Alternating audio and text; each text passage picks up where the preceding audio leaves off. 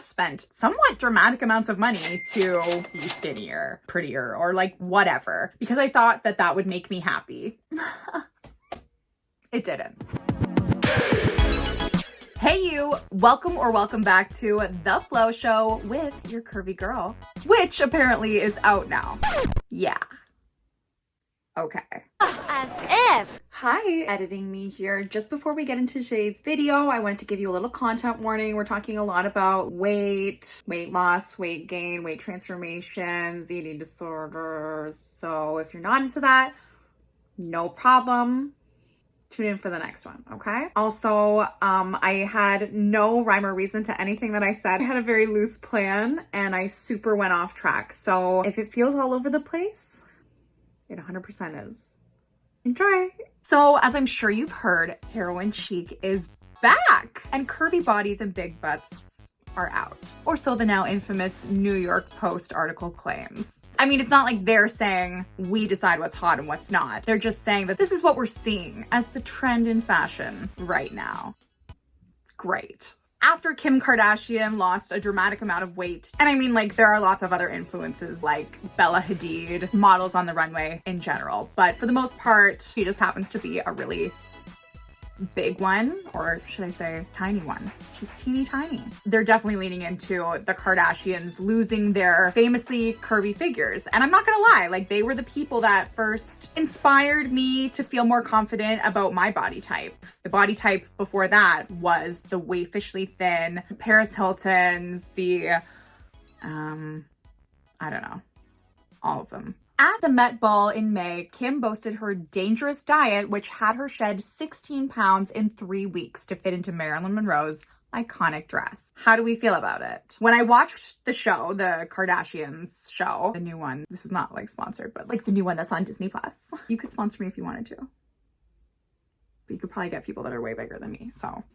When I watched it on the show, she was definitely working hard. She was determined. She talks about how actors lose weight to be in these dramatic roles. They do dramatic weight losses, dramatic weight gains to do these Oscar-worthy performances, which that's just, it's kind of another issue. I mean, it's kind of the same issue, but it's kind of another issue. Because I don't agree with that either. I can guarantee you there is somebody that's an actor that can play the role that you have at the current body type that they are. Anyway, whatever. That's not what this video is about. It kind of is, but it's not. It's honestly just disappointing to see this trend happening with all of the body positivity and the rise in mid-size and plus-size models and just diversity in general in advertising, modeling, what have you. I really have felt that we've come a long way as a society. Obviously, there's always going to be people that are like, ew, promoting obesity, blah, blah, blah. It's so old. I don't think that all that hard work is going to come undone. There are so many wonderful people fighting this and like making a big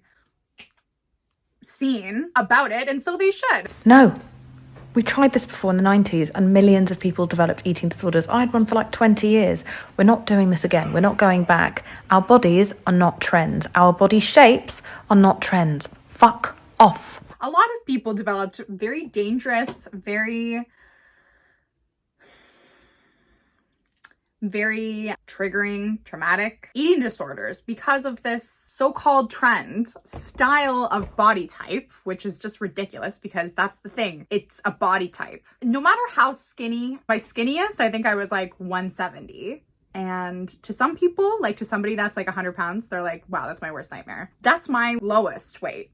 I mean, I'm sure if I like starved myself, I could be smaller, but that's the thing. If I starved myself, why would I? Being dangerously thin, who is that benefiting? I am here for nourishing my body literally however I want. And I do. As we know, as I've said in my last couple of videos, I've definitely gained weight and it was confirmed. I did a lingerie photo shoot yesterday and I'm definitely probably at my highest weight. So I was like, ugh. I still have my moments of being self-conscious or having a moment of like, not feeling like my best, which is fine. That's natural. I still did it. But I had to get my measurements. I gained an inch all over. Was I disappointed? I don't want to say disappointed. I was just like, I knew it. And that confirmed it. As I've said before, I don't own a scale. I don't weigh myself. I don't find it to be a useful tool for me in my weight acceptance journey, I guess you could say. I just don't keep one in the house because it's doesn't matter to me. The reason why I've gained weight is because I stopped going into work. I'm like at home now. So I'm like trying to force myself to like get out, do some walks outside. I'm not really an outdoorsy girl, but I'm trying to make myself. Not because my goal is to lose weight, although that would be an added bonus, just because some of my clothes are like fitting differently. I don't like to go out and buy new ones, okay? And I know, oh my God, that's actually terrible. Every account that I follow is like, clothes are made to fit you. Wait. Yeah, get clothes that are made to fit you. Don't try to make yourself fit the clothes. Totally. I just don't feel like buying new ones. I like the stuff that I have. Either way, I just want to be active in general. Like, get out, move around. But then do I feel like a hypocrite because I'm like, oh, well, losing weight would be an added bonus? Because I am happy at any size. I'm honestly not like mad at myself for being slightly higher on the scale, which I don't know if I am, but I know that I am because I have to be, because I am larger. These are things that I think about that keep me like happy, confident in my size, regardless of what is the trend. First of all, people will always have preferences. That's just the way it is. Even when curvy bodies were the thing, there were still always going to be people that were into Kendall Jenner, the least curvy of them. That's just the way it is. There are going to be people that don't think any of the Kardashians were beautiful. They were more into blondes. No matter what the current trend is, some people will just like what they like. Some people will always, and this is not, maybe this isn't a good example, but some people love pineapple on pizza. Some people think it's an absolute atrocity. Like, I would never choose it. I would pick it off probably. I don't like the ham. That's the thing that I don't like. Ham. Blech. Gross. Some people, if they won the lottery, their dream car might be convertible Volkswagen Beetle. And some people would choose a souped up all-wheel drive truck. And some people would choose a supercar. That's just personal preference. And nobody's gonna change that based on whatever the current like trend is. It's the same with bodies. There will just always be people who prefer thin, lean bodies. That's their preference. It's just what they're attracted to. And there will always be people that prefer curvy, plus size, bigger bodies. As long as you don't like make people feel like shit about it, whatever, have your preference. But if somebody thinks that your weight is the most interesting thing about you, or the thing that you need to change, you need to drop them. Or at least you need to drop the amount that you care about their opinion. Weight, shape, your skin texture, your thickness of your hair. There are way more things to be than ideal, than perfect. Truly. Your physical appearance is the least interesting thing about you. Another important thing to remember, the second thing that I want you to really, truly understand, there are so many industries that benefit off of people hating themselves. There really are. Hair care, makeup, skincare, brows, teeth, your whole body. Your whole body is a canvas for advertisers to target you and tell you what you need to change, what you need to improve. And the more unattainable it is, the more they sell to you. So I feel like this entire body positivity or body neutrality, body acceptance movement has probably really done a number on those industries. I have spent somewhat dramatic amounts of money to be skinnier, prettier, or like whatever, because I thought that that would make me happy. It didn't. At my biggest now, at my oldest, my last video, honestly, I looked tired. So I've been working on my skincare. But like, that's the least interesting thing about me. And no one said anything in the comments. I was like, oh my God, I'm gonna post this video and people are gonna be like, hi, can you go to sleep? The bags under your eyes, looks like they're going on a 10-day vacation. But nobody did. So literally the least interesting thing about you. Okay, what? I went so off track. I'm sure that the top dogs of these industries aren't like struggling to put food on the table for their children in any way. It's just that be in their bonnet. And I'm sure that they hate self-love. They hate body positivity. They're like, let's cancel that. The third thing that I really want you to remember and think about, I am brushing my cat. Did you want to be on camera? Is that what you're... Yeah. Okay.